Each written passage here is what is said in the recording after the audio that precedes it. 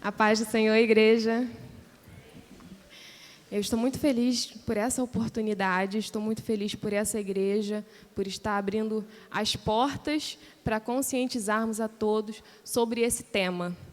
É um tema antigo, mas é um tema também atual, né? E muito atual, porque, como o pastor falou, antigamente a gente não ouvia falar de autismo. Então, hoje em dia, tem muita gente que fala assim: o autismo veio por causa da pandemia, o autismo é por causa de telas, o autismo é uma coisa de agora que inventaram. E, na verdade, não é assim. Como ele falou, é a falta do conhecimento que leva a gente a falar esse tipo de coisa. Como o pastor já falou, eu tenho alguns cursos ali sobre o autismo, e eu vou falar como que o autismo entrou na minha vida. Esse Jornada da Criança Autista é do Dr. Tiago Castro. Ele é um médico pediatra de São Paulo que também é evangélico.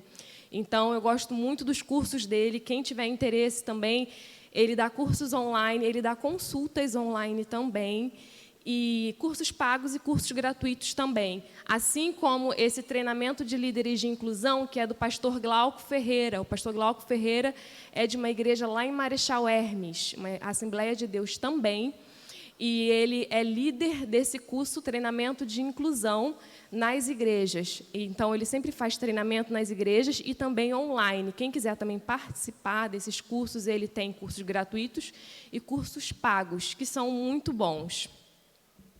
Então, vamos começar falando desse assunto. Agora, no mês de abril, dia 2 de abril, nós estivemos na conscientização mundial. É um dia que foi dedicado para que nós pudéssemos conscientizar toda a população do mundo sobre o autismo. E, durante todo o mês de abril, é considerado Abril Azul, a gente faz trabalhos de conscientização em vários lugares, para conscientizarmos a população quanto a esse tema.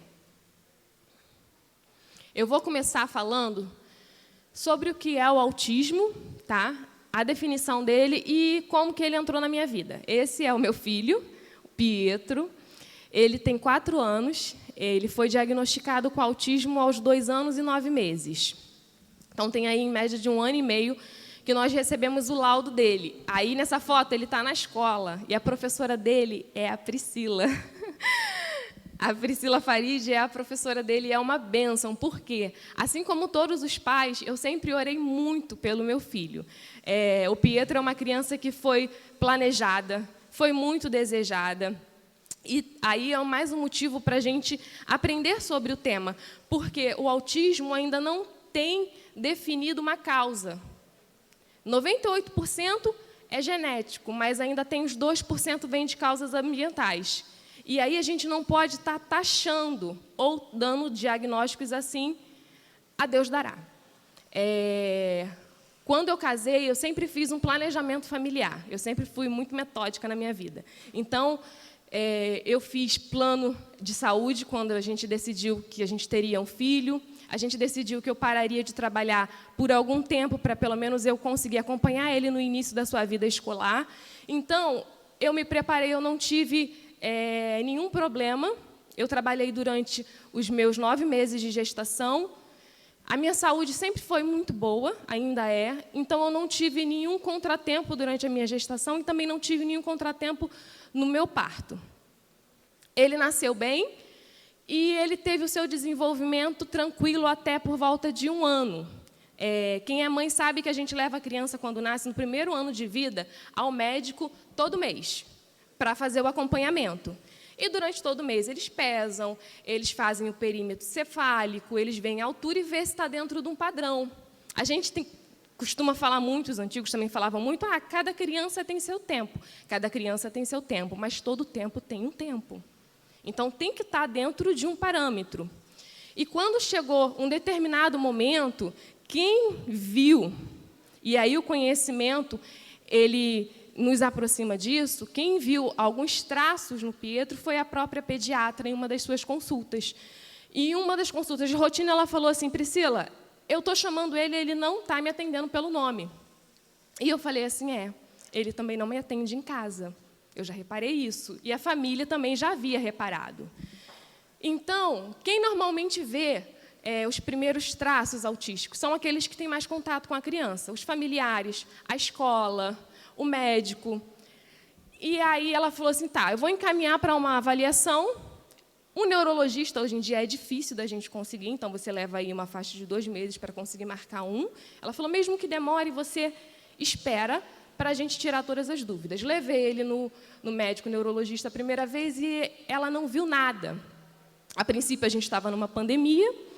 Ela falou, ele está ainda dentro dos padrões, vamos esperar mais um pouco. E aí ele completou 2 anos de idade. E quando ele completou 2 anos de idade, ele teve o que a gente chama de autismo regressivo. Algumas habilidades que ele havia adquirido, ele perdeu. Com 10 meses, ele começou a falar. Ele falava mamãe, papai, titia, vovó, água.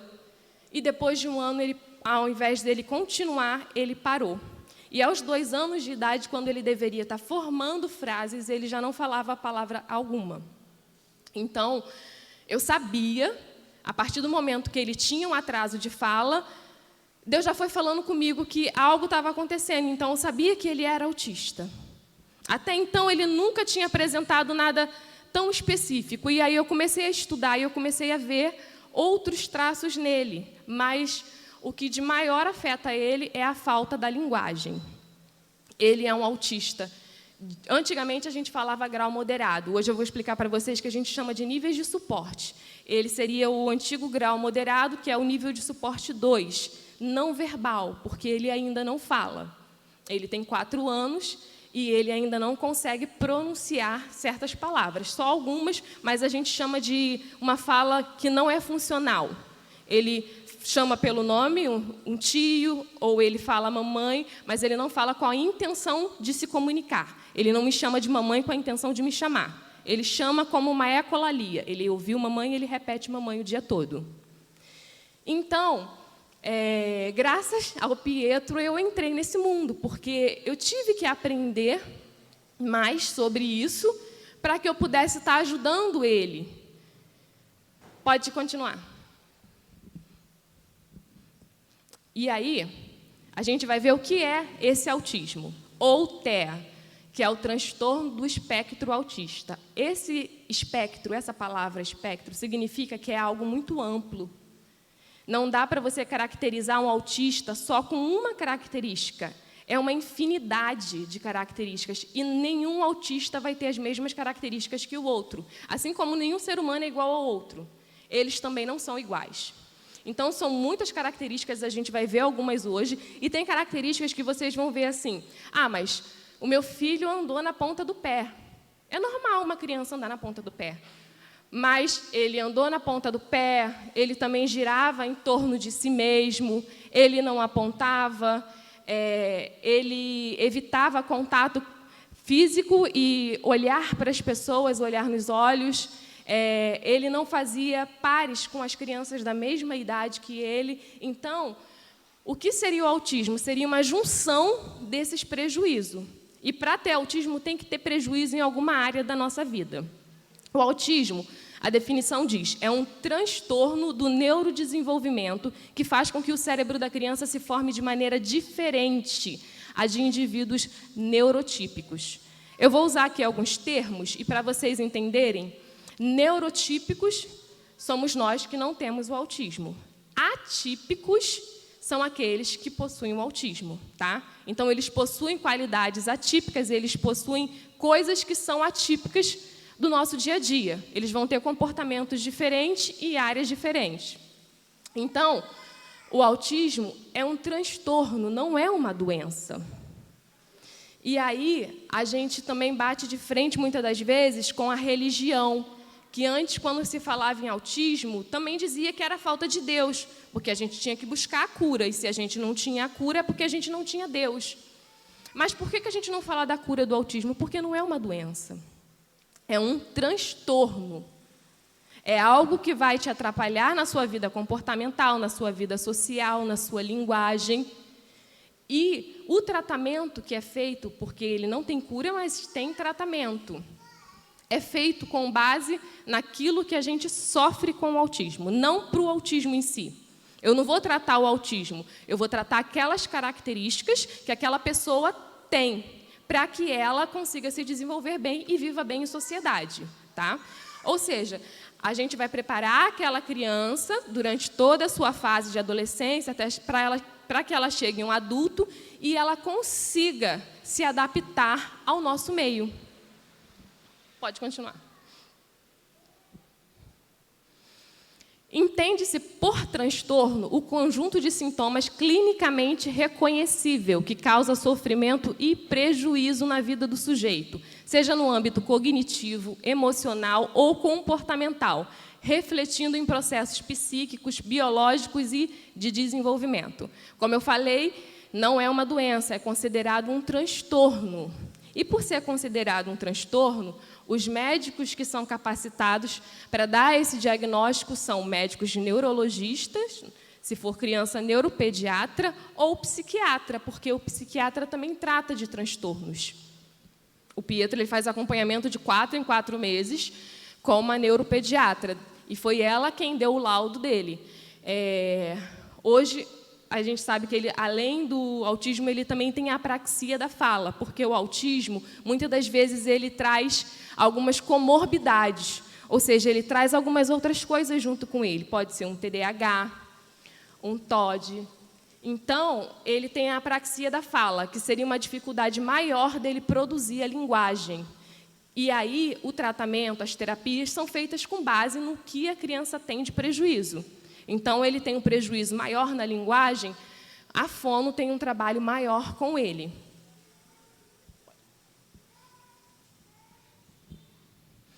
Ele é caracterizado principalmente por alterações na comunicação social, no desenvolvimento e no comportamento. Essa é a tríade do autismo, tá? São esses 3 principais fatores que vão acontecer. Tem que ter algum prejuízo na vida dessa criança ou desse adulto nessas alterações assim, na comunicação, no desenvolvimento dele, no caso.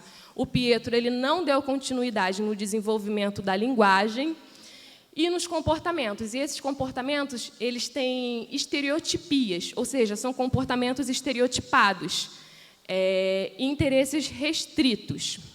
Esses interesses restritos a gente chama de hiperfoco. O hiperfoco do Pietro é letras e números. Então, tudo que contém letras e números, ele é apaixonado.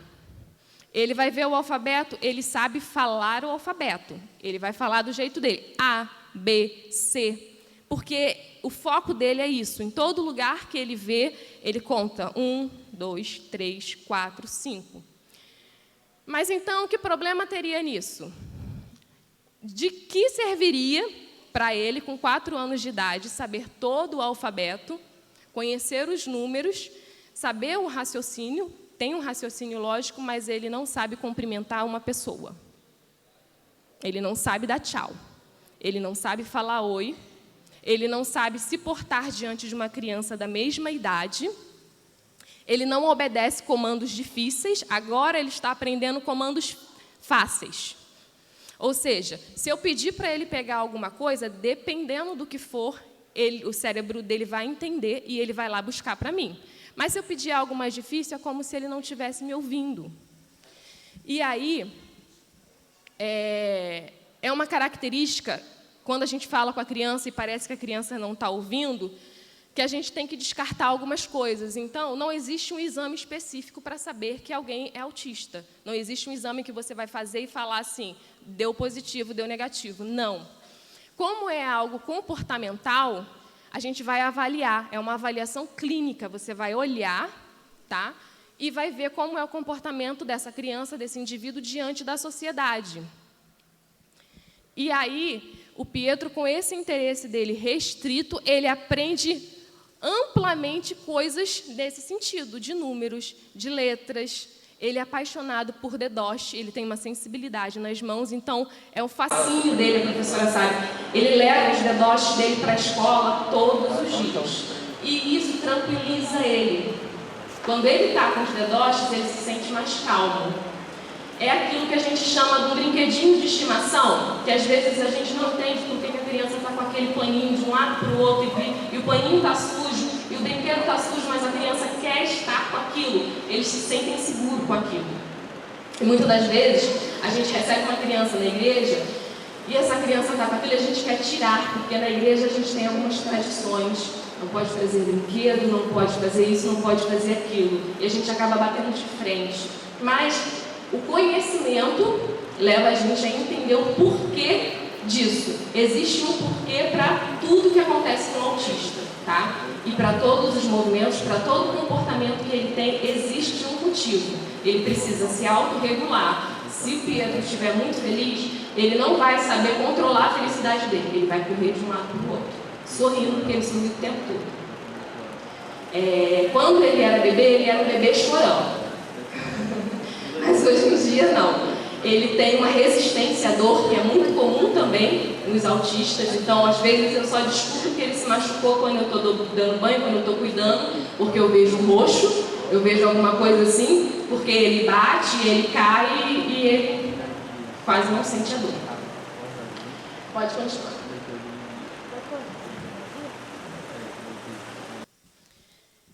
Ainda não se sabe ao certo o que leva ao surgimento do transtorno e dos seus sinais, mas os estudos mais recentes apontam para uma junção de causas genéticas e ambientais. É o que eu falei, ainda não existe um estudo que diga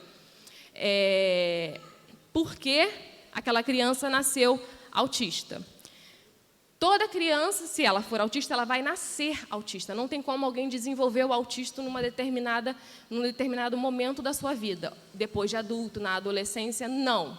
Se chegou na fase adulta e descobriu o autismo na fase adulta, o que é muito comum, e muitos pais se descobrem autistas através dos seus filhos, significa que aquele autista ele é de nível 1 de suporte. Porque ele conseguiu, com uma certa dificuldade, mas ele passou toda a sua infância e chegou na sua fase adulta. Aí ele entende porquê de algumas coisas, porquê de alguns sentimentos, porquê de algumas dificuldades, porquê não conseguir tanto vincular-se socialmente.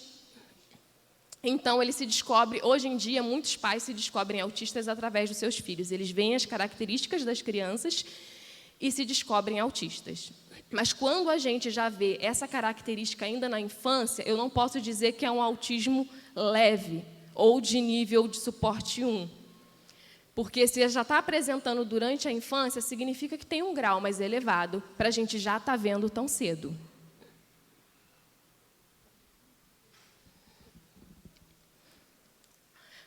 Não existe uma cura para o autismo, até porque ele não é uma doença. O que existem são as intervenções que focam em evitar os atrasos e comportamentos que podem trazer prejuízos para o indivíduo.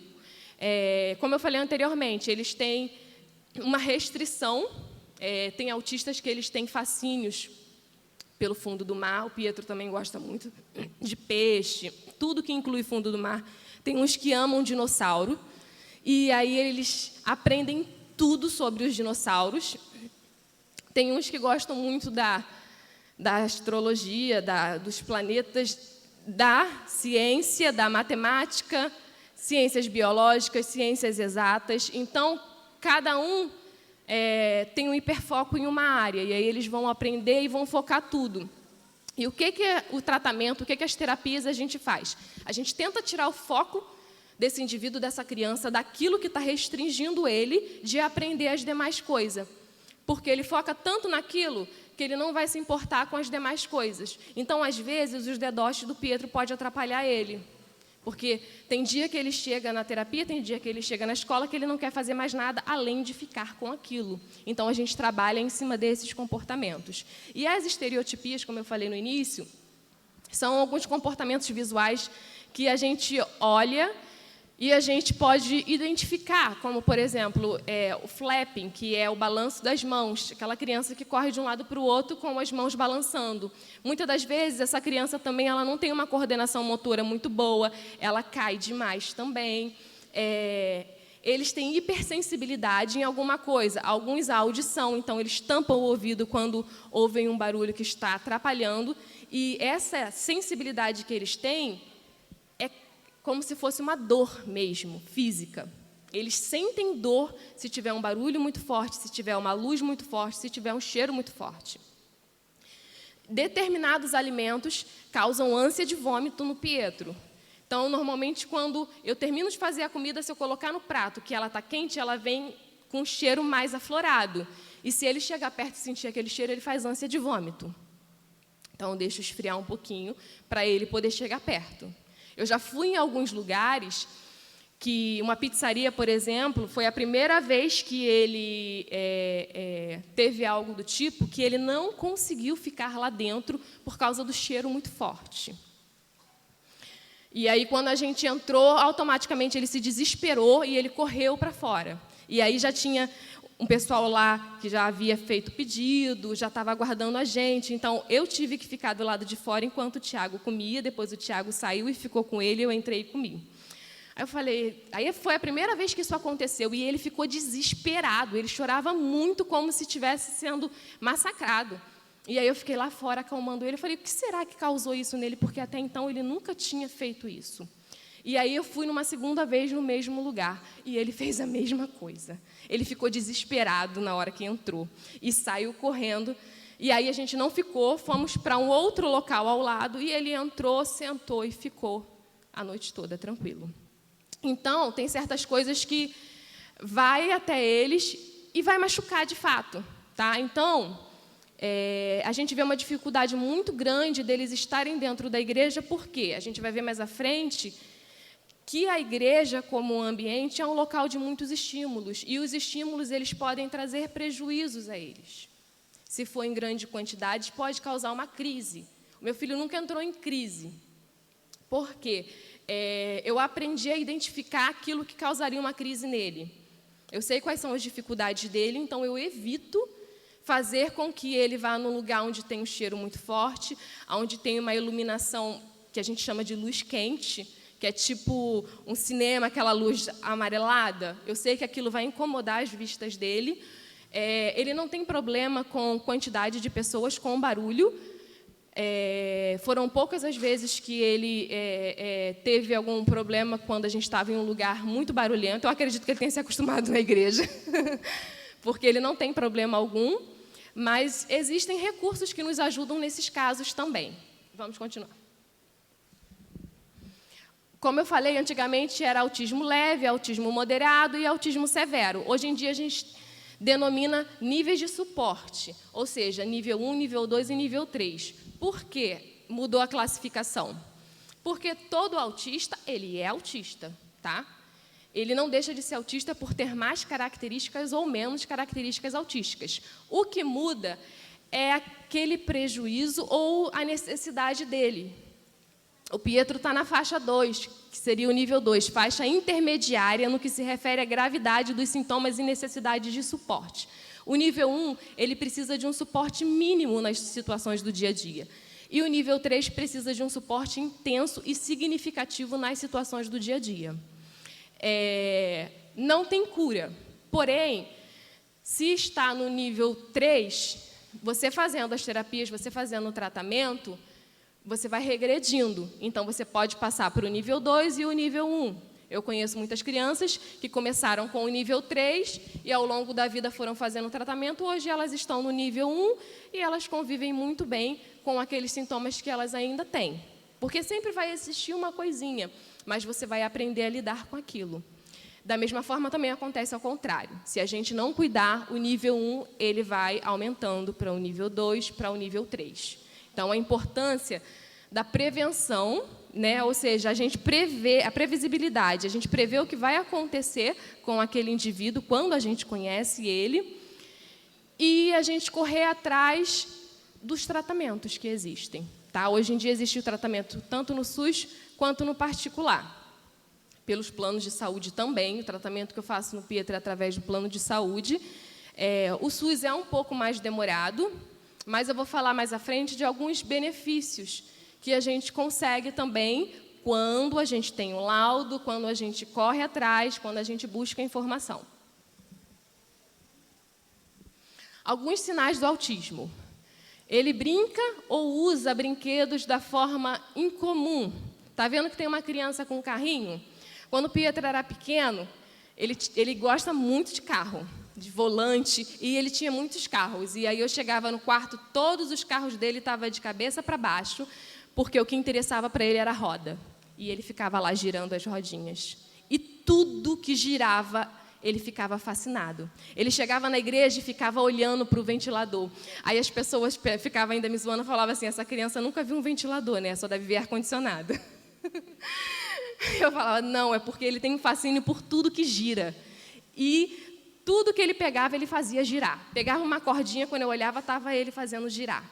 Pegava todos os carrinhos, virava de ponta cabeça e a gente chama de olhar lateralizado. Ele pegava o carrinho, fazia isso aqui e ficava horas olhando de lado e girando a rodinha.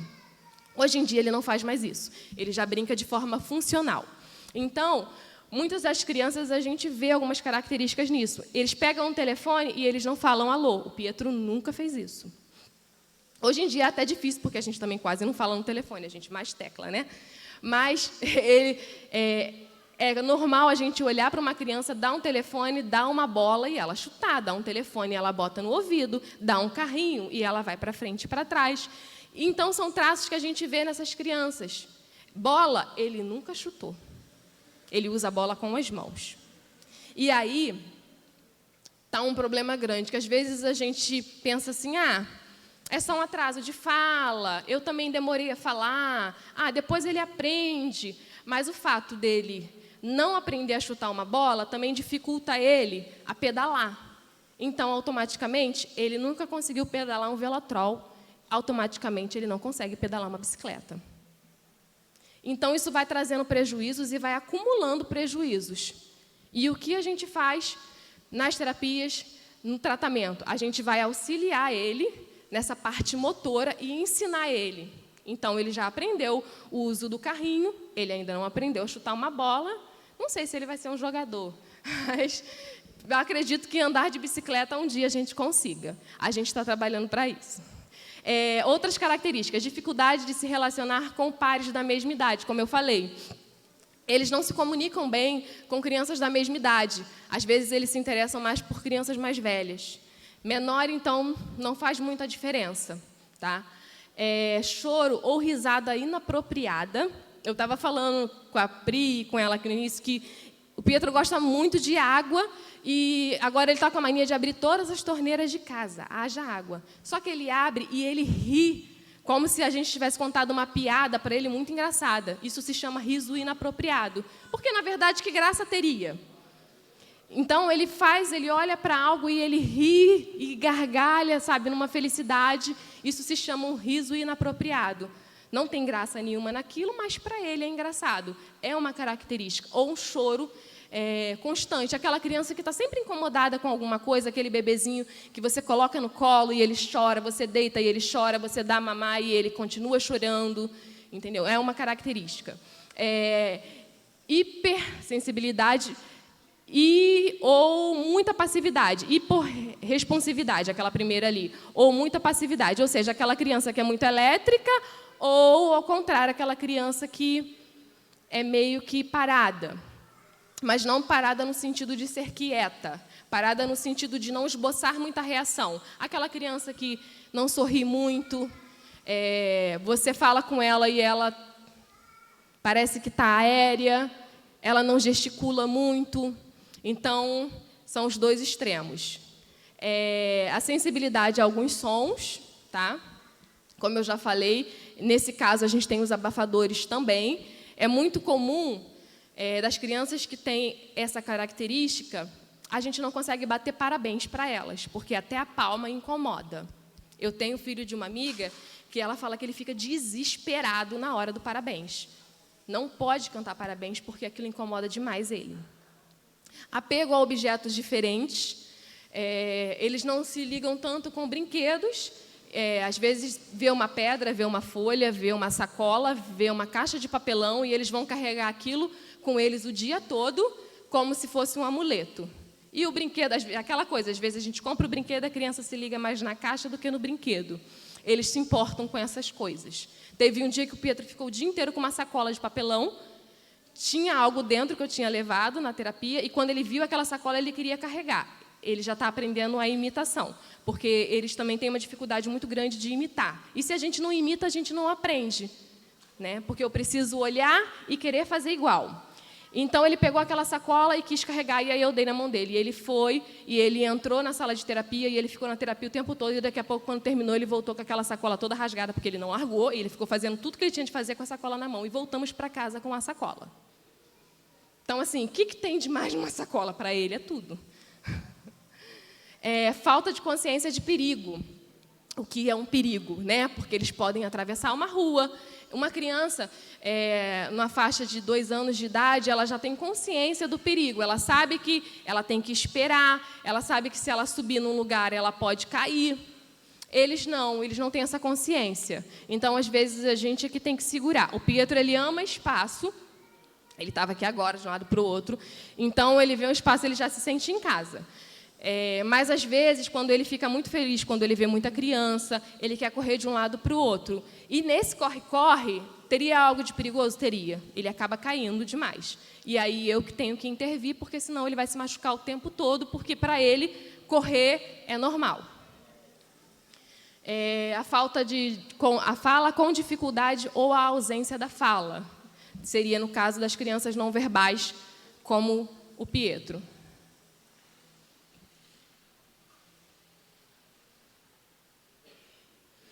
E agora a gente vai entrar numa parte, a gente já viu o que é o autismo, o que ele causa, o transtorno em si, e agora a gente vai falar sobre o autismo na igreja. Como que a gente vai lidar com essas pessoas, com essas crianças, dentro das nossas igrejas? Algo muito engraçado e muito assustador. A prevalência de autismo nos Estados Unidos até 2023 é de 1 criança a cada 36 crianças nascidas. Nesse ano de 2023. Alguns anos atrás, como em 2004, era 1 criança a cada 50 crianças nascidas. Então, com esse novo número que nós temos, significa o quê? Que toda turma de 40 alunos vai ter pelo menos um autista. Toda igreja que tiver 40, 30 crianças vai ter, no mínimo, 1 criança que é autista. Meu esposo, ele é professor, e, em média, as turmas dele têm 50 alunos. Em média, são 2 autistas por turma que ele tem. Então, a gente vai encontrar, em determinado momento, ouvir falar, a gente vai encontrar na igreja, a gente vai encontrar na escola, na vizinhança, alguém que tenha o transtorno do espectro autista. E será que a gente está preparado para poder lidar com eles? Essa prevalência vai aumentar. Esses números, eles vão aumentar. E por quê? Como o pastor falou, hoje em dia a gente tem mais conhecimento. Não é que não existia autismo no passado. Mas no passado, quantas crianças vocês conhecem que não gostavam de ir para a escola porque elas tinham uma dificuldade em aprender? E muitos até deixaram a escola. Porque eles tinham uma dislexia também, alguma coisa assim. Que eles não conseguiam aprender, não conseguiam acompanhar o restante da turma, e aí eles eram taxados como burros, como lerdos, ou como hiperativos, e eles não conseguiam acompanhar a sociedade, aí eles pararam os estudos. Isso que está acontecendo hoje, os médicos, eles estão mais preparados, as pessoas estão com maior conhecimento, então a gente olha com um olhar diferenciado para essas crianças. Assim como eu não cheguei no consultório e falei para a pediatra que ele não olhava quando eu chamava, apesar de eu saber e apesar de eu ter ouvido as pessoas falarem: Priscila, o Pietro não atende quando eu chamo ele. Mas eu não falei, mas ela falou, e aí eu concordei. Eu poderia também, como infelizmente acontece com muitos, falar: não, doutora, em casa ele às vezes olha. Mas aí eu estaria escondendo algo e eu estaria atrapalhando ele, trazendo um prejuízo maior, porque hoje em dia ele já me atende. E eu sabia que ele não me atendia, não era porque ele não me ouvia, é porque ele não queria. Para ele não fazia diferença, ele não sabia que eu estava chamando ele, então ele continuava ali. Mas eu sempre soube que ele ouvia muito bem. E o exame de audição, ele é muito importante quando a gente vê uma característica na criança como essa. A gente não pode diagnosticar, não existe um exame específico, mas eu não posso diagnosticar sem antes dizer também não é isso aqui. Porque se uma criança não ouve, e também pode acontecer dela nascer com algum problema de audição, como que ela vai aprender a falar? Ela pode ter um atraso na fala por isso, porque ela não ouve. Algumas crianças, com o tempo, aprendem a ler, a ler os lábios. E, por isso, ela também não atende ao chamado. Então, é feito os exames de audiometria, são feitos exames de audição de uma forma geral, comportamental, né? Eu fiz vários exames com ele, a investigação levou quase um ano. Quando ele completou 2 anos, em fevereiro, a gente começou com um processo de investigação. Como eu já sabia que ele tinha um atraso na fala, eu já coloquei ele numa fonoaudióloga. E aí, o laudo só saiu em novembro, no final do ano. Nós estávamos em pandemia, ainda foi muito difícil para conseguir fazer exames, para levar para fazer uma avaliação, que a gente chama de avaliação neuropsicológica. E aí, quando saiu, ele já estava em uma terapia, que era a fonoaudióloga. Então, foi a primeira terapia que ele começou, o maior prejuízo dele. E ele fez todos os exames de audição, e todos os exames deram ok. Ele fez exames de ressonância do cérebro, ele fez exames sedado, e tudo ia dando ok. Então, tudo confirmava o autismo. Tá? A gente precisa descartar as outras coisas, porque pode ser que seja só um sintoma de uma outra dificuldade, de uma doença, de fato, ou de algum outro transtorno. Então, os casos tendem a aumentar, porque os médicos eles estão mais cientes disso. Como o pastor falou, chega no mês de abril, praticamente todos os lugares, hoje em dia, estão conscientizando, estão falando alguma coisa, porque a gente está encontrando autista em todos os lugares, inclusive dentro da igreja. Aquela tríade que eu falei no início deles, a dificuldade comportamental, de comunicação e de socialização. É a tríade do autismo. E aí a gente chega na igreja. E qual é a tríade da igreja? Comunicação, pessoas e regras de conduta. E aí a gente bate de frente com a tríade do autismo. Na igreja a gente tem uma comunicação, o tempo todo. A gente está ali lidando com o nosso irmão. Eu preciso estar em comunhão com o meu irmão. Mas o autista ele tem uma certa dificuldade de se relacionar. Tem as regras de conduta na igreja, né? A gente precisa prestar atenção no que está acontecendo. E, muitas das vezes, para o autista é difícil se concentrar. Muitas das vezes, na sala de aula, eu converso muito com a professora do Pietro, com a Priscila, e é muito legal também a gente ter essa interação. Eu sei que ele não fica o tempo todo sentado, mas na hora da atividade ele senta, na hora do lanche ele senta. Ela falou, mas Priscila, não adianta, ele não gosta de ficar sentado. Ele levanta, vai lá, faz alguma coisa que a gente chama de regulação. Às vezes ele está incomodado, às vezes ele está com calor, ele não sabe como falar. Ele vai lá, anda de um lado para o outro, volta, senta, faz o que estava fazendo. E isso na igreja como é que fica? Como que fica uma criança que o irmão chega aqui para prestar atenção no culto e a criança está lá de um lado para o outro? A criança está chorando sem parar. Olha, além de trazer um prejuízo para a família, porque os dados dizem que após o diagnóstico, após o laudo do autismo, 80% dos casais se separam no primeiro ano.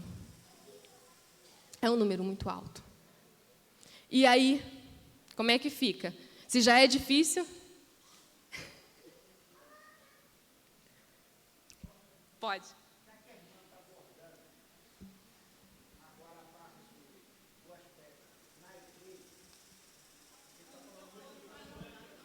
Vai lá, o microfone.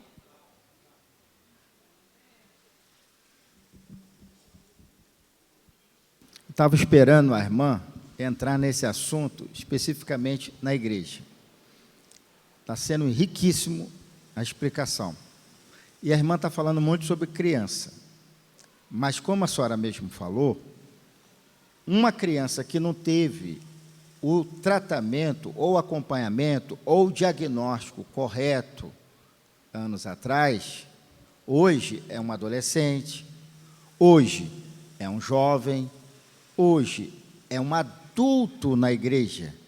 Então, gostaria que a senhora nos ajudasse para que a igreja tenha esta compreensão e saiba lidar com os nossos irmãos que muitas vezes já são batizados, estão no nosso meio, até nos departamentos que só ou tem o aspecto autista e não foi diagnosticado corretamente, não teve um acompanhamento correto, ficou adulto e está conosco aí, muitas vezes são incompreendidos, não tem a nossa compreensão pela nossa falta de conhecimento. Então, se a senhora poderia nos ajudar, como nós, membros da igreja, podemos ajudar, não só as crianças, porque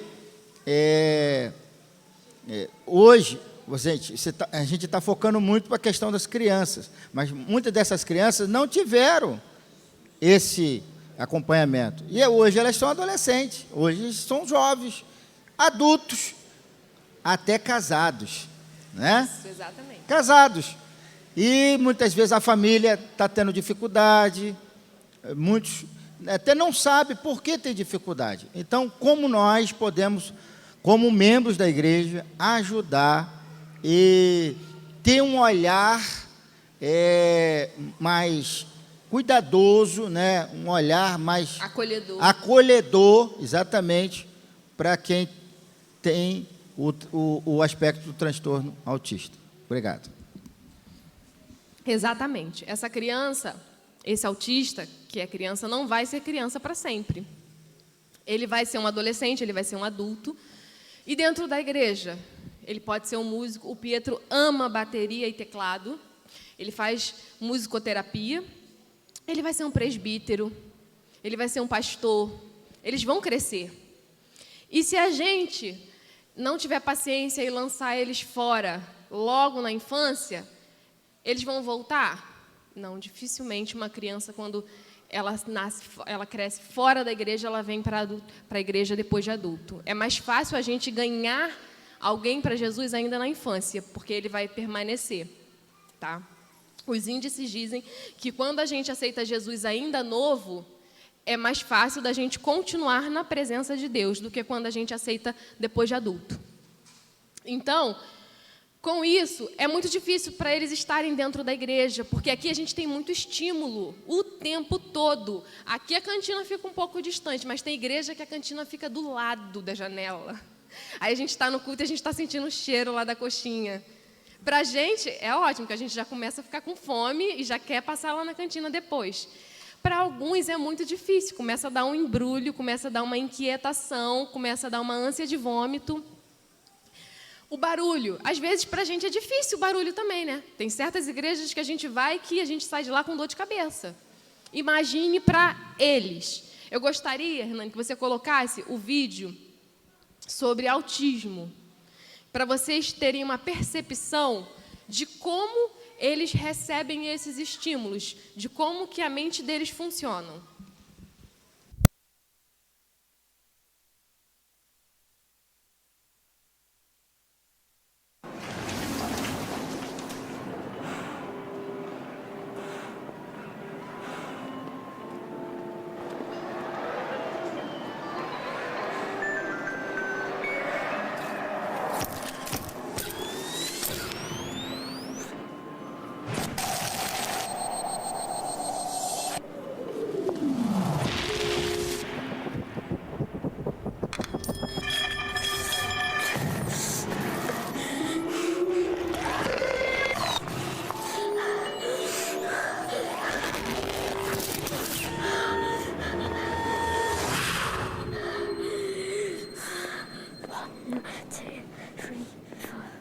Six, seven, eight, nine.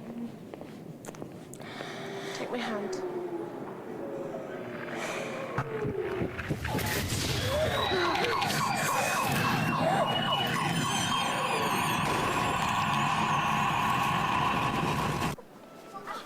No, Alex. It's fine, isn't it?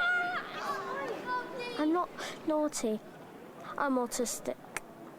And I just get too much information.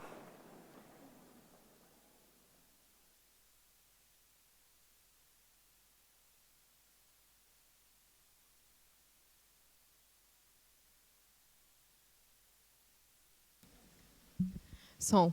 Vocês conseguiram reparar que tinha até um rapaz com o cadarço desamarrado? Olha quantas coisas aquela criança viu quando ela entrou naquele lugar. Olha quantos estímulos ela sofreu. E no final daquilo tudo ela teve uma crise. E aí, às vezes, a gente vê uma criança deitada no chão. Normalmente eles ficam em movimento fetal, tá? Em posição fetal, chorando, chorando, chorando, chorando. Aquela criança está em crise pelo excesso de estímulos. É muito cheiro, coisas que para a gente é corriqueira, coisas que para a gente não faz sentido. Por isso que tem muitas pessoas que não gostam de ir em shopping, né? É aquele falatório e eles recebem, absorvem tudo. Para eles, o que para a gente é isso, para eles é enorme. É um barulho muito grande, é muito cheiro, tá? É muito contato visual, são pessoas te olhando, são muitas luzes piscando. E eles são muito detalhistas. Eles veem que tem um cadarço ali desamarrado, tem uma coisa aqui que está fora do lugar, tem algo quebrado ali. E o cérebro vai recebendo isso tudo ao mesmo tempo. E acaba tendo uma crise. E na igreja é a mesma coisa. A gente acaba recebendo muitos estímulos ao mesmo tempo. Então, por isso que é tão difícil ficar dentro da igreja quando se é autista. Durante um culto, durante uma vigília, ou até mesmo durante uma palestra como essa. Porque para eles ficarem sentados 1h30, 2 horas prestando atenção, é difícil. Talvez eles precisariam levantar e andar. E aí, para a gente, isso seria incomum. A pessoa não para, a pessoa vai de um lado para o outro. É diferente daquele irmão que acha desculpa para ir lá no banheiro toda hora, não é isso? Tá? Eles precisam se autorregular. Pode continuar. Pode continuar. Então, o que a gente deve fazer nesses casos? Primeiro, informação. Tá? A gente peca por falta de conhecimento, né? Então, a informação é a base de tudo. Quando eu recebi o diagnóstico do Pietro, eu tive o seguinte pensamento. Ele vai ter comportamentos que são diferentes. Em determinado momento da vida, eu vou me deparar com uma situação que as pessoas podem olhar para ele e falar, essa criança é desobediente, essa criança não tem educação. Eu falei assim, então, eu não posso esconder o meu filho do mundo, e nem quero. Eu amo o meu filho do jeito que ele é e trabalho para que ele seja ainda melhor. Então, eu preciso que ele esteja comigo em todos os lugares. Eu fui uma criança que eu cresci nesse ritmo da igreja. Né? Meu pai era pastor, então eu sempre estive presente em escola dominical, em culto de doutrina, em libertação, em tudo. E eu queria que o meu filho tivesse isso também, que ele me acompanhasse. Eu não queria ir para a igreja e ter que deixar ele em casa. Só que eu sempre fui para vários lugares, sempre viajei com ele, e isso é uma forma de trabalhar isso, que seria quebra de rotina. Eles têm um apego muito grande à rotina. E o autismo é algo invisível, porque você olha para ele aqui parado, você não vai dizer que ele tem autismo. Tá? Mas, em todos esses lugares que eu fui com ele, ele poderia ter um comportamento diferente. Só que sempre passou de boa. E aí existe um lugar onde eu fui com ele uma vez, uma igreja. E ele estava sentado no mesmo banco que eu, não tinha mais ninguém no banco. Ele não saiu dali. Só que quando ele está feliz, ele anda de um lado para o outro. E foi isso que ele fez. Ele ficava rindo e ia até o final. E eu sentei na ponta do banco para ele não sair. E voltava, e voltava. E ficava assim, tentando olhar o que estava acontecendo lá na frente. E ria. Eu ainda não tinha um diagnóstico, porém eu sabia que ele tinha o autismo. Aí, um determinado momento, eu saí para ir no banheiro. Uma irmã foi atrás de mim. Ela virou para mim e falou assim, ele é especial, não é? Aí eu fiquei assim, eu nunca tinha ouvido uma pergunta dessa, e fiquei sem reação. Aí eu olhei assim para a cara dela, ela falou assim, alguma coisa ele tem, né? Porque ele não para. Aí eu fiquei assim, naquele dia eu saí chorando da igreja. Não queria mais voltar. Mas aí eu pensei o seguinte, se o que falta para ela é informação, eu tenho informação. Se ela não sabe o porquê que ele estava daquele jeito, eu sei. Então, eu prefiro passar para as pessoas o que o meu filho tem do que ver as pessoas olhando para ele com uma forma diferente. Há umas 2 semanas atrás, eu estava num restaurante, e aí ele estava em pé, ele não ficou sentado, ele estava em pé do lado da mesa, e passou o garçom a primeira vez e falou com ele. Aí, daqui a pouco, o garçom voltou, aí fez assim para ele, e ele está lá, quieto. Daqui a pouco, o garçom veio e quis dar um toquezinho assim na mão dele, e ele está assim. Aí eu falei, ai, Jesus. Eu olhei para a cara do garçom e falei assim, ele é autista, por isso que ele não está te cumprimentando, tá? Não é porque ele não quer, não.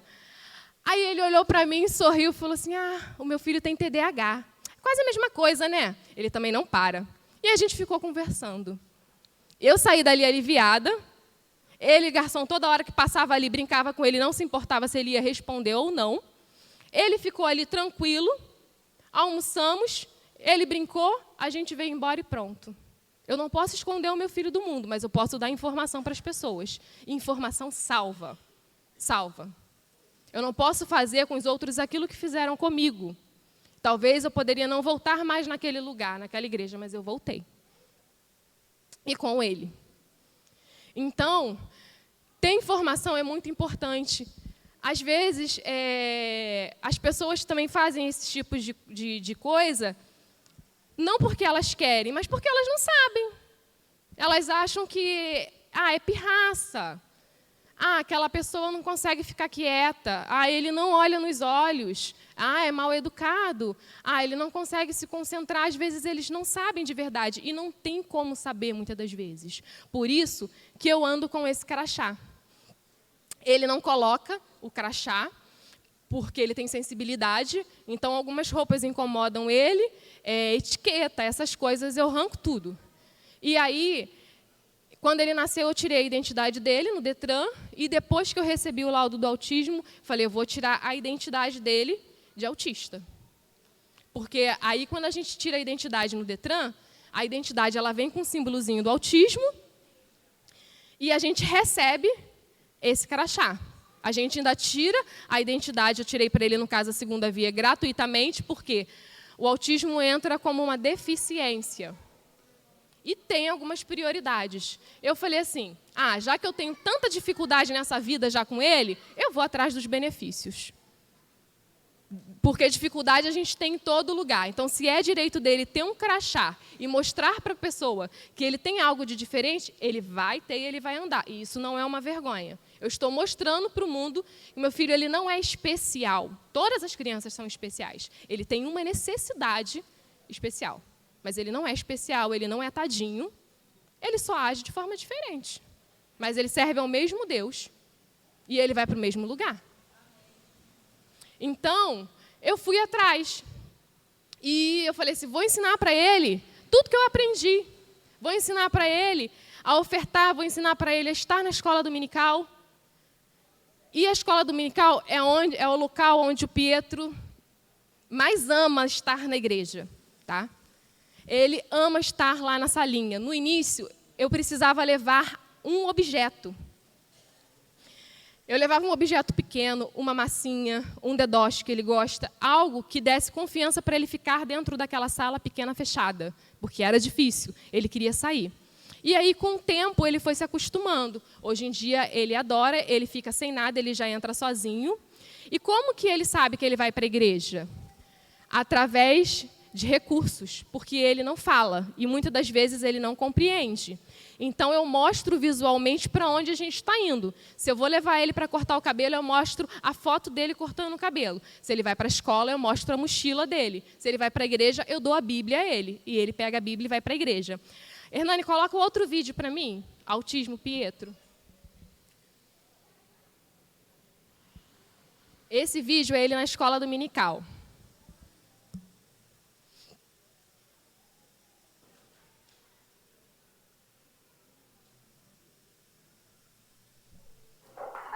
Cola sua botinha aqui, ó. Cola aqui.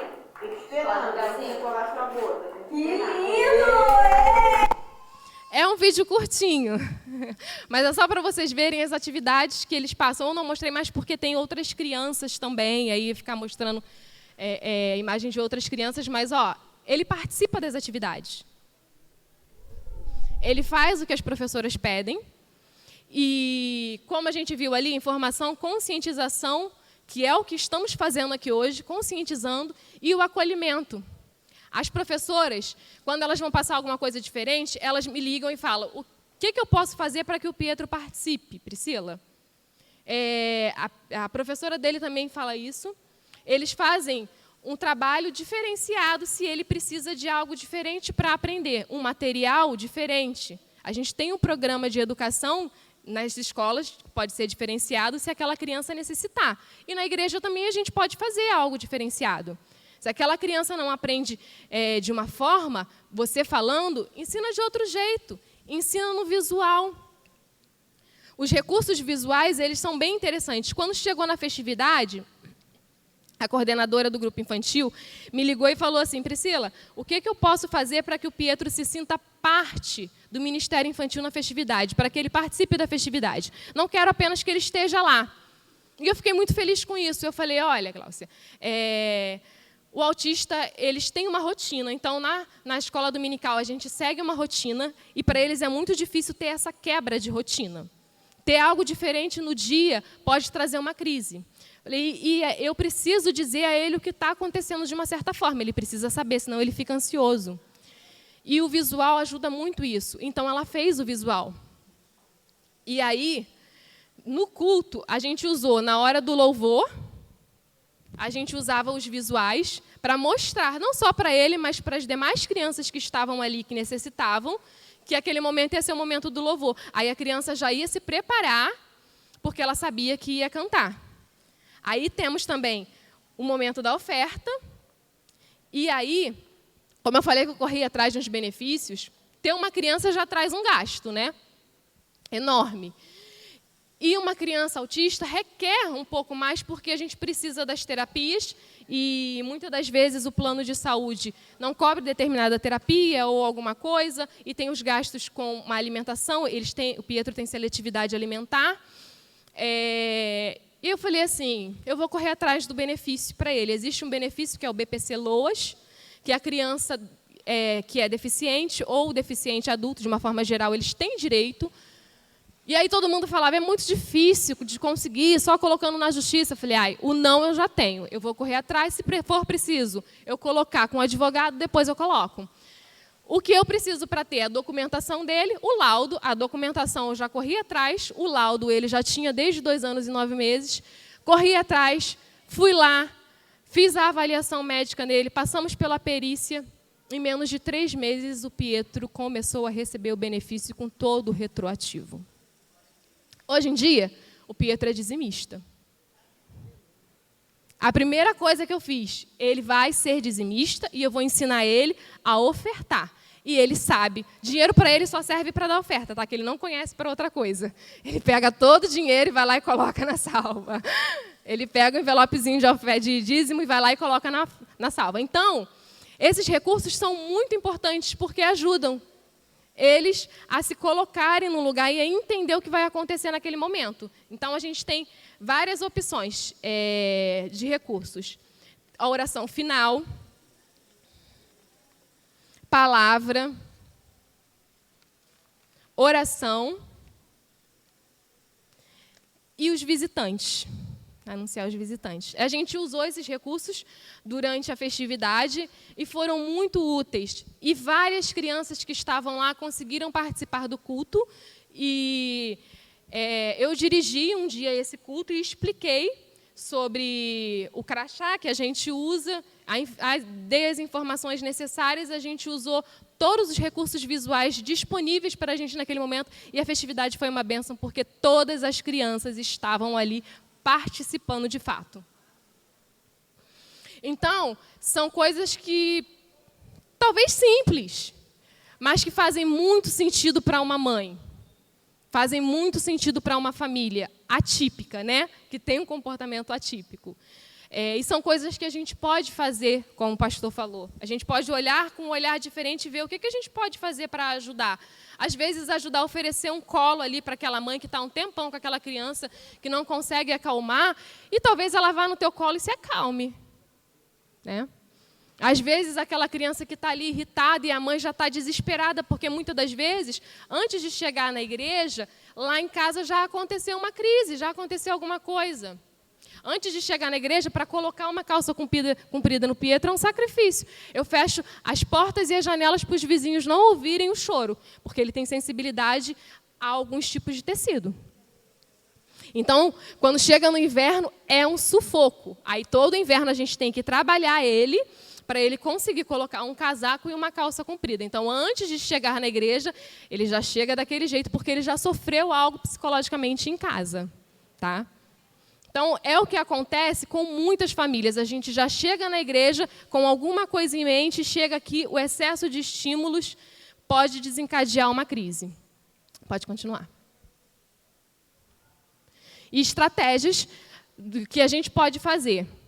Baú com brinquedos sensoriais. Muitas das vezes a gente vai levar as crianças para a salinha, a criança não quer ficar, ou na igreja a criança também não quer ficar dentro da igreja.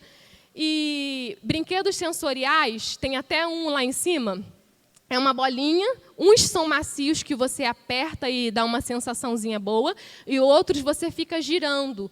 E isso, para eles, é muito calmante. É como aquele plástico bolha que a gente fica apertando e a gente gosta. Então, para eles, esses brinquedos sensoriais são isso. São coisas, às vezes, pequenas. Um bichinho que você pega e fica apertando, uma massinha. Aquilo ali vai fazer com que a criança se acalme, com que ela queira ficar paradinha ali, com que ela preste mais atenção, com que ela sinta prazer em estar na igreja. Assim como a gente também. Abafadores de ruídos. Tá? Muitas crianças usam nas escolas também abafadores de ruídos. Tá? É muito interessante, porque às vezes a gente não consegue. Às vezes o louvor fica um pouquinho mais alto, às vezes a pregação fica um pouquinho mais alta. Pode não estar tão alto aos nossos ouvidos, mas aos ouvidos de quem tem uma sensibilidade é muito alto.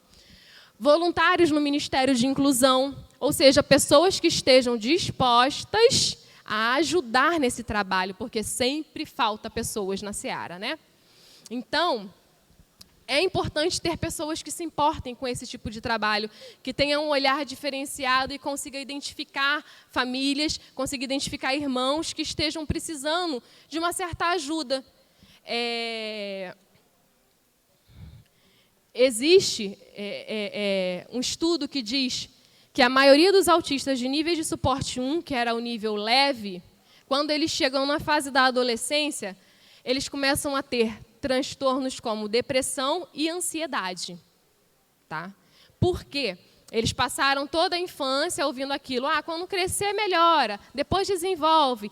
E aí, como o pastor falou, antigamente a gente não tinha muita informação e a gente não sabia o que estava acontecendo. E a gente chega na adolescência, e hoje em dia os adolescentes têm sofrido muitos ataques em escolas, em todos os ambientes, e eles ficam sem saber para que lado eu vou, eu não sei direito a minha existência, eu não sei direito o que vai acontecer, eu não sei como me encaixar nessa sociedade. E aí a igreja diz uma coisa, a sociedade diz outra, e eles acabam ficando com uma ansiedade, eles acabam entrando em depressão.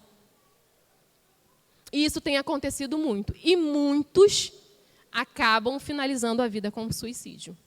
Tá? Recursos visuais, como eu já falei. Quadros de rotina. É importante também a gente ter, às vezes, na salinha ou em algum ambiente, uma sala de escola dominical, uma sala de reunião, porque eles precisam entender o que está acontecendo e eles precisam saber o que vai acontecer depois. O Pietro, ele não fala, mas ele grava tudo. Ele sabe todos os caminhos da escola, de todas as casas, da terapia. Então, eu preciso fazer o mesmo trajeto com ele. Eu moro 3 ruas depois da casa da minha mãe. Existem vários caminhos para eu ir para a casa da minha mãe. Porém, com ele, eu só posso ir andando por um caminho, porque ele não aceita passar pelo outro. E é o caminho mais difícil, que é um morro. Mas eu tenho que subir o morro com ele. Porque ele chora desesperadamente que ele aprendeu que a rotina dele para ir para a casa da avó dele é aquele trajeto.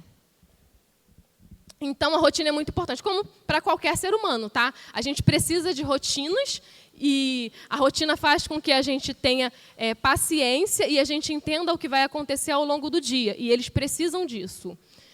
A ficha de perfil da criança. Essa ficha de perfil, ela serve para todos. Todos os irmãos, quando a gente aceita Jesus, que a gente entra na igreja, a gente preenche uma fichinha para eles, não é? com nome, endereço, essas coisas, às vezes data de aniversário, para poder lembrar. Essas fichinhas são importantes. E nessas fichinhas você pode, por exemplo, se ele já tem algo diagnosticado, colocar ali. Se for criança, você pode colocar ali o que a criança mais gosta, o que ela tem dificuldade, o que ela já sabe fazer, alguma coisa, algum brinquedo de estimação. Tem aí no pendrive, Hernani, tem recurso, tem quadro de rotinas e ficha de perfil. Pode abrir um dos dois, que eu tenho um modelo de um quadro de rotina e de uma ficha de perfil. Quando uma criança chega como visitante, você pode perguntar. Um modelo de um quadro de rotina de um culto kids. Esse modelo, quem quiser também, eu tenho ele para poder imprimir. E se você quiser fazer com EVA, com várias coisas, tenho. Chegamos ao culto, vamos orar. Agora é a hora do louvor, vamos cantar. Chegou a hora da leitura. Vamos sentar e ler a Bíblia. Vamos fazer a atividade agora. Muito bem, agora é a hora do lanche. E terminou, você conseguiu e agora é a hora de voltar para casa. Na EBD, lá na nossa igreja, a gente tem um lanchinho depois. Então, é interessante porque as crianças já chegam. Tia, já está na hora do lanche? Tia, já está na hora disso? E servem para todas as crianças. Porque tem a parte visual e tem a parte escrita. Tem o outro também, que é a ficha. Esse aí também ele tá para poder você imprimir e fazer do jeito que você quiser, se quiser alterar alguma frase ou alguma coisa. Esse é do pastor Glauco, aquele que eu falei que ele dá cursos de inclusão na igreja. Como organizar. E tem as dicas do que você pode preencher sobre essa criança.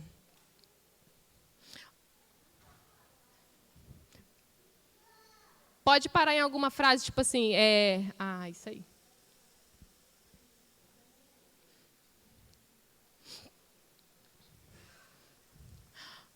Como organizar esse material, aí você pode escrever ali, é uma dica para as demais professoras. Eu sei que tem muitas professoras da escola dominical que são professoras também regulares, são pedagogas, são profissionais da educação.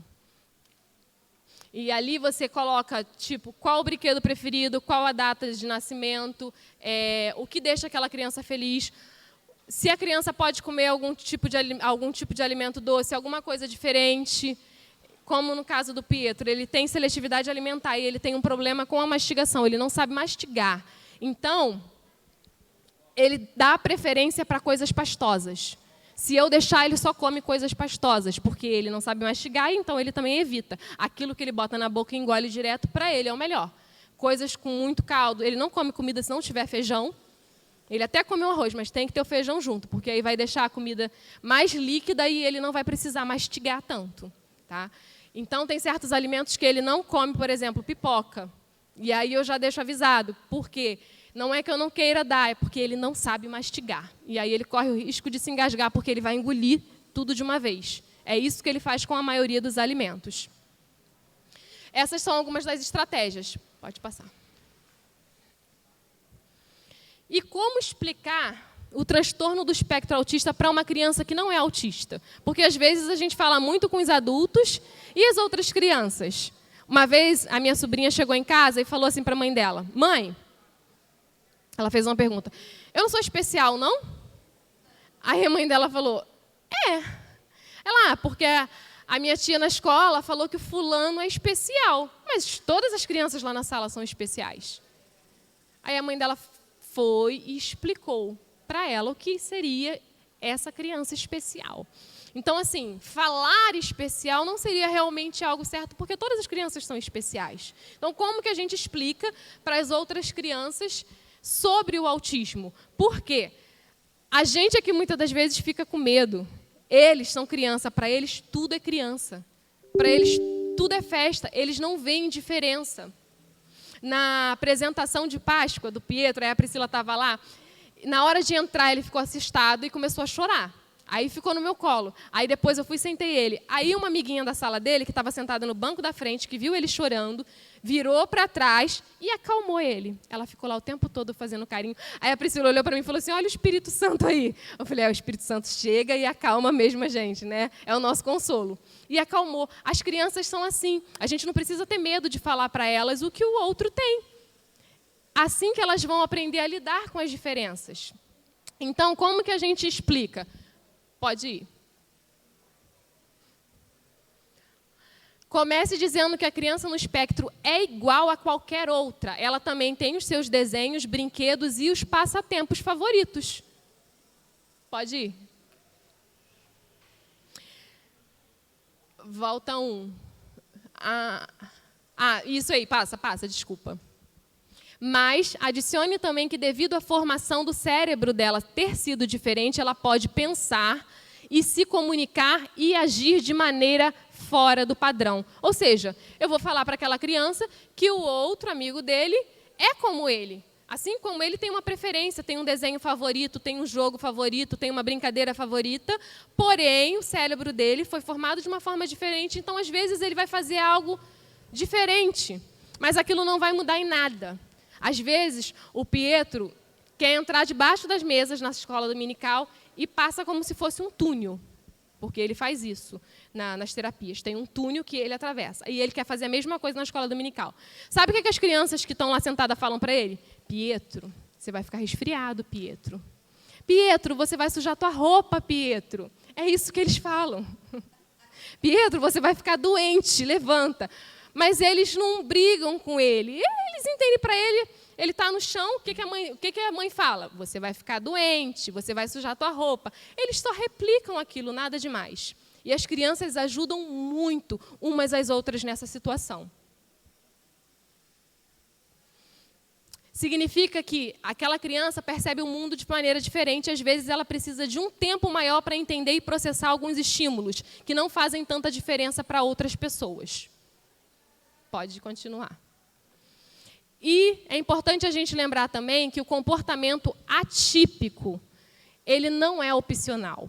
Tá? Quando um autista está em crise ou não quer brincar, não significa que ele é estranho ou não goste de quem está ali. Porque às vezes a gente vê aquela pessoa que não quer cumprimentar, que não é muito social e a gente acha que é porque ela não gosta da gente. Não, às vezes ela não se sente bem em público. Tem gente que não gosta de festa. Meu pai não gostava de festa, gente. Não gostava. Ele falava que quando tinha uma festa, ele queria ir logo embora, que ele não gostava muito daquele ambiente, daquela coisa. Então, tem gente que não gosta de certos ambientes, tem gente que não gosta de estar muito junto socialmente, de não gosta de estar com muita gente, que não gosta de shopping. É normal. E com os autistas também tem isso. E não significa que eles não gostem daquelas pessoas. Às vezes você está cumprimentando eles e eles não te cumprimentam de volta, não é porque eles não gostam de você ou porque eles não querem cumprimentar. É o jeito deles. Pode continuar. E isso não é um problema nenhum, afinal as diferenças são ricas e fazem parte da vida. Assim como os autistas aprendem com o neurotípico, que somos nós, o neurotípico aprende com ele. Então, todos aprendem juntos. Por isso eles convivem no mesmo ambiente, numa escola, numa igreja. Tá? Inclusão é isso, não é você separar, é você colocar junto e saber trabalhar a individualidade de cada um. É por isso que informar e conversar é tão importante. A educação é o melhor caminho para evitar os tristes episódios de bullying e o isolamento que temos visto por aí. Porque muitas das vezes é isso que a gente faz, né? A gente isola aquele que é diferente, aquele que pensa diferente da gente, aquele que age diferente da gente. A gente acaba estando mais junto daqueles que fazem as mesmas coisas, que têm os mesmos gostos. Pode continuar.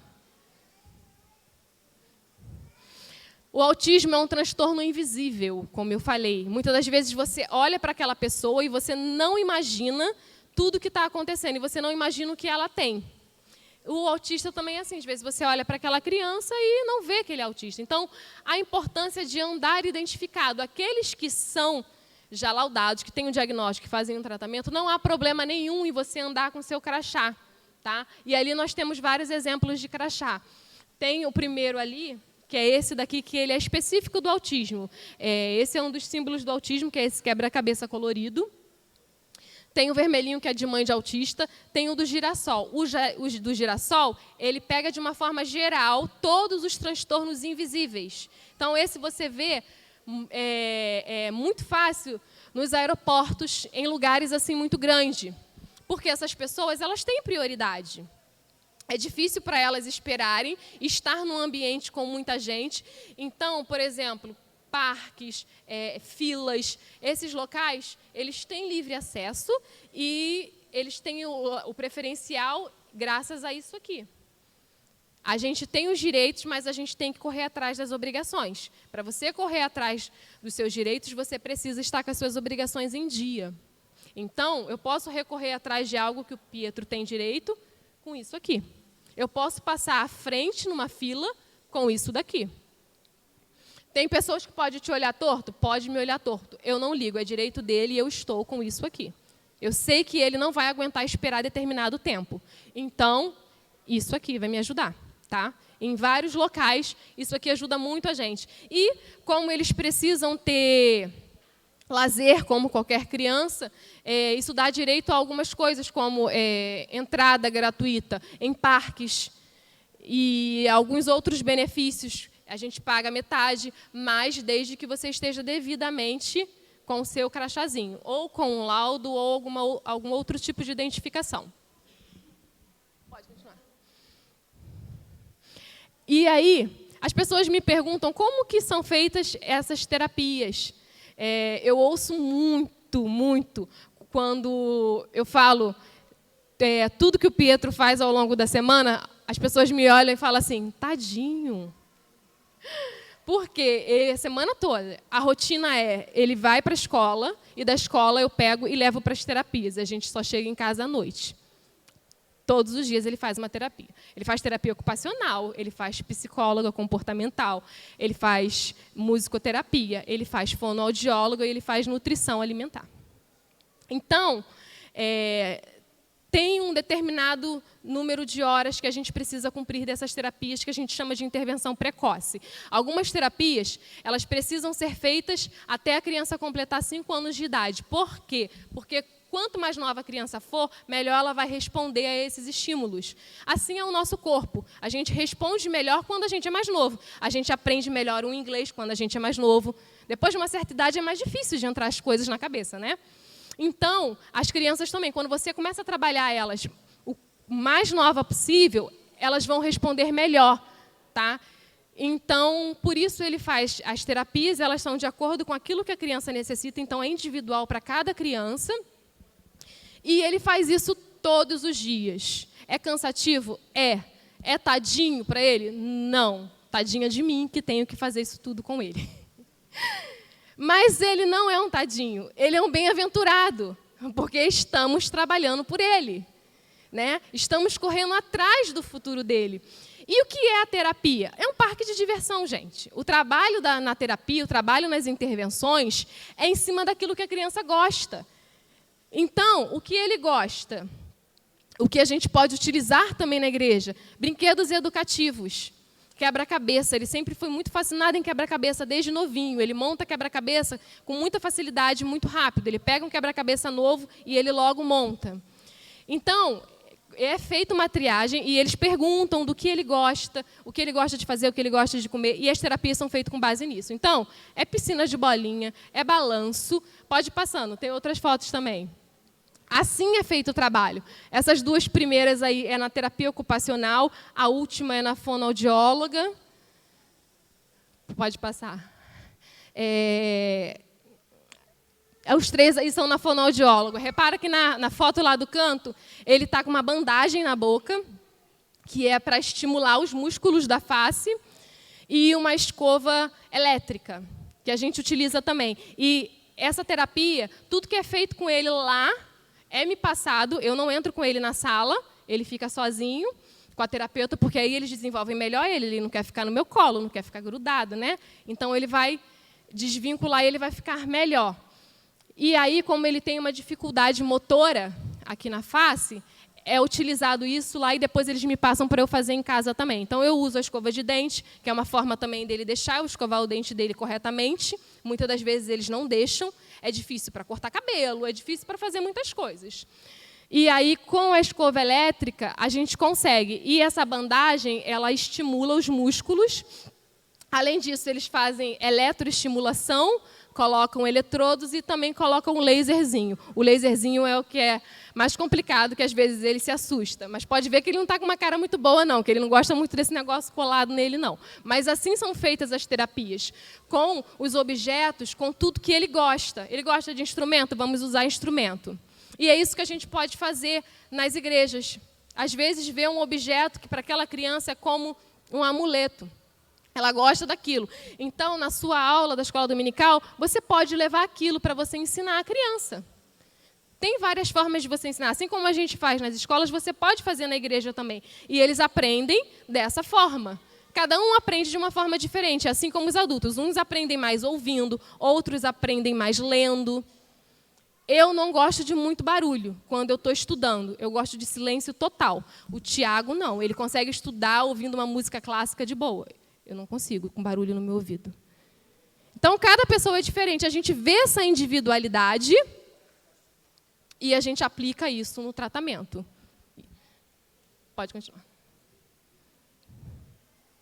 O autismo é parte deste mundo, não um mundo à parte.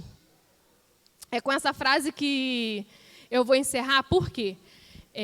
O autismo, como ali está escrito, faz parte do mundo, se faz parte do mundo, ele está contido na igreja, vai aumentar, os diagnósticos vão ser maiores, e aí, a gente diagnosticando as crianças, muitos pais vão ser diagnosticados também, muitos deles se autodiagnosticam, porque eles veem ali as características na criança e eles falam, hoje eu entendo muitas das coisas que eu passei, hoje eu entendo muitas das atitudes que eu tive.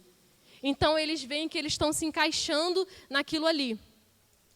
Então, é algo que está contido na igreja e a gente precisa aprender a trabalhar essas pessoas, a trabalhar com essas pessoas, a entender, a compreender o cérebro dessas pessoas. Muitas das vezes eles não fazem por mal determinadas coisas. É porque eles só conseguem fazer daquela forma, só conseguem cumprir aquele ritual. E depende da gente passar essa informação. Tá? Eu sei que é difícil.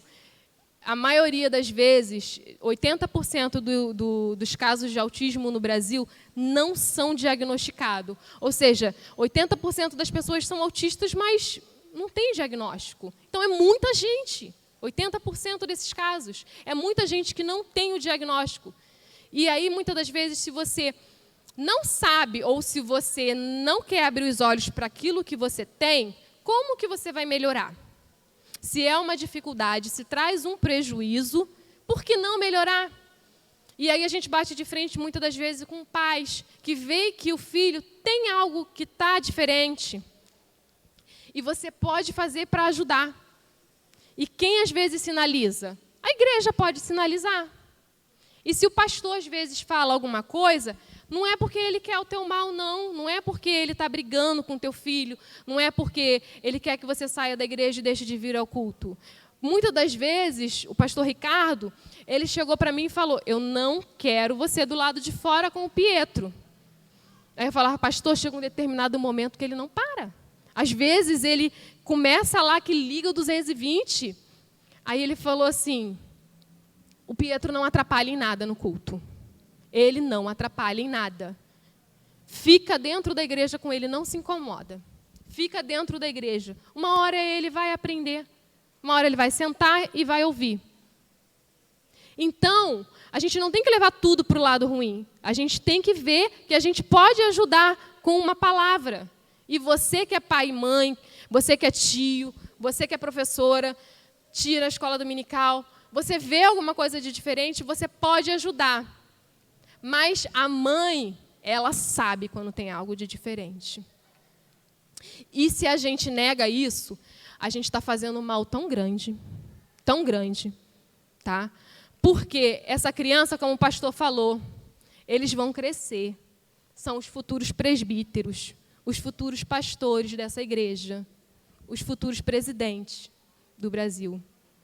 Como que você vai criar essa criança para o mundo? Porque a gente não cria para a gente.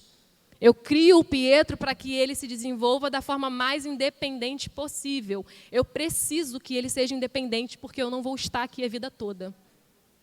Então, eu preciso que ele siga adiante. É para isso que a gente trabalha. E é para isso que a gente trabalha na igreja também. A gente não quer subir sozinho, a gente quer subir com todos, né? Eu quero olhar para o lado e ver meu irmão lá. Então, a gente precisa aprender que, às vezes, uma frase, uma comunicação, não é para o mal. Ah, eu estou vendo isso de diferente. Eu também vi. Como que eu posso te ajudar nisso? O que está acontecendo? Você quer uma ajuda? Você quer... Nós temos, como o pastor falou, muitos profissionais na igreja que te ajudam a te encaminhar. O tratamento com um psicólogo, antigamente, na igreja, era visto como algo absurdo. Era assim, você não pode ir no psicólogo, você não pode ter depressão, você não pode ter ansiedade. Ansiedade é falta de Deus, depressão é falta de Deus. Mas foi Deus quem instituiu as autoridades. Os médicos, os profissionais da área da saúde são autoridades na área da medicina. É Deus quem dá o conhecimento. É Deus quem criou a ciência. Então, se eles têm esse conhecimento, por que não tratar? Você trata o lado espiritual aqui na igreja, você trata o lado físico e mental lá fora. E pode tratar o lado mental aqui dentro também. Então, é tudo um conjunto. A gente só precisa abrir os olhos, porque não dá para eu chegar no médico e falar assim, doutor, aí ele vai falar, o que você tem? Não sei, disseram que eu estou com dor de cabeça. Mas como assim? Você não acha, você não sente? Eu só trato daquilo que eu sei que eu tenho. Então, a gente precisa se conscientizar. Se eu vejo alguém que tem algo de diferente, como que eu vou estender a mão para essas pessoas? Se eu me sinto diferente, o que eu posso fazer? Você não precisa se destacar, você não precisa ir embora. E ninguém está aqui para te expulsar ou para julgar uma atitude. Hoje é um dia de conscientização justamente para isso. Para te lembrar que a sua diferença é importante para essa igreja. Tá? Que você é importante para essa igreja. Nós estamos aqui hoje para aprender sobre isso, sobre você. Então, se você tem algo de diferente, peça ajuda. Se você não consegue por si mesmo, peça ajuda. Tem profissionais, tem pessoas capacitadas para te ajudar em todos os âmbitos. E assim eu agradeço a minha oportunidade.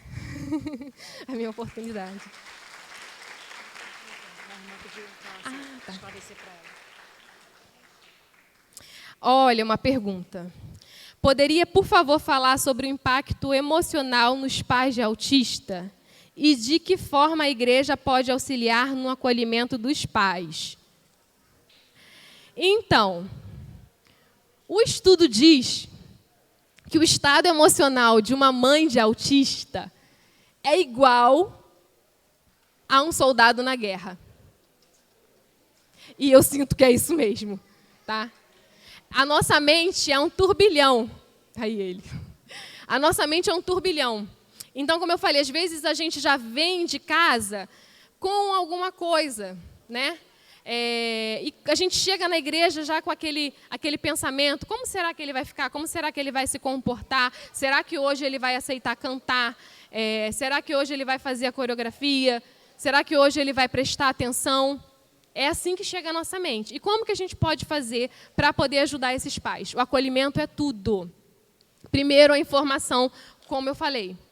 Hoje vocês estão tendo a informação, hoje vocês estão tendo a conscientização. Chegue perto desses pais, pergunte eles as necessidades deles. Se vocês conhecem, se vocês sabem que tem uma criança, que tem um adolescente, que tem um adulto, qual a sua dificuldade? Em que eu posso estar te ajudando? Olha só, fulano não está participando do departamento. O que está acontecendo? Ele não está conseguindo vir aos ensaios, ele não está conseguindo vir aos cultos, não participa da festividade, não vem na escola dominical. Porque para vir na escola dominical e conseguir ficar numa salinha 1h30 é difícil. Então, a gente precisa perguntar, a gente precisa acolher e entender melhor esses pais. Porque a pressão já começa desde casa. Tá? E aí chega na igreja, tem um turbilhão e aí muitas das vezes eles preferem nem vir. Mais alguma pergunta? Pode perguntar, pastor.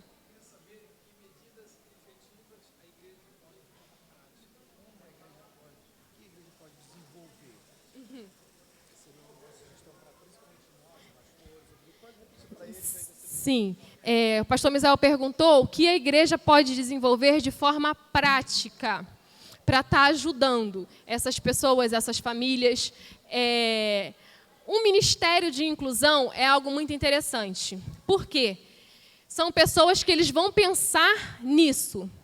Vão pensar nesses tipos de dificuldade. Eu sei que a gente já tem muitos ministérios na igreja, mas muitas das vezes eles não olham com esse olhar. Qual é a dificuldade que esse pai, que essa mãe, que esse irmão está passando, que esse irmão não consegue vir a determinados cultos, que esse irmão não consegue participar, e como que a gente faz para que todos participem da festividade, para que todos participem dos cultos. Se for no caso de crianças, a gente pode usar os visuais. Esses brinquedos aqui que eu trouxe são tipos de coisa que a gente pode usar na igreja, que a gente pode usar na salinha.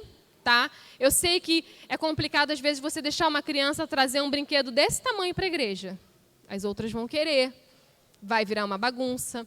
Mas tem coisas que são pequenininhas, tem aqueles sensoriais que você pode trazer e colocar numa caixinha, que se a criança estiver chorando muito e ela ficar segurando e apertando aquilo, ela vai se acalmar. E perguntar, uma coisa que é muito interessante, que a gente usa muito na Marileia, chega um determinado momento que não dá, que ele não quer ficar dentro da igreja, às vezes o culto demora um pouco mais para acabar, ou tem dia que está muito calor. E aí, o que eu faço? Eu vou para a salinha com ele até ele se regular um pouco. Um cantinho onde esses pais consigam ir e ficar até se acalmar, e dali eles consigam ouvir o culto. Porque eu estou prestando atenção no culto mesmo de lá, enquanto ele se acalma. E aí, na maioria das vezes, ele se acalma e eu consigo entrar na igreja com ele de novo e a gente termina o culto. Tá? Então, na maioria das vezes, eu faço isso com o Tiago. A gente reveza e aí um leva ele, fica lá fora com ele para ele se acalmar na salinha. Depois que ele se acalma, volta e a gente continua com ele no culto. Então, um local onde eles possam ser acolhidos, né? Por ali, ou alguém que queira ajudar também, porque muitas das vezes é difícil você segurar uma criança assim, você tem que estar de olho, porque eles não têm noção do perigo, então corre, pode ir para a rua, sobe num banco e pode cair. Então, pessoas que pensem para esse lado, um cantinho onde eles se sintam acolhidos, e pessoas que estejam realmente por dentro do assunto. Mais alguma pergunta? Não? Sem dúvidas, só dívidas? Então, assim, eu agradeço a minha oportunidade em nome de Jesus.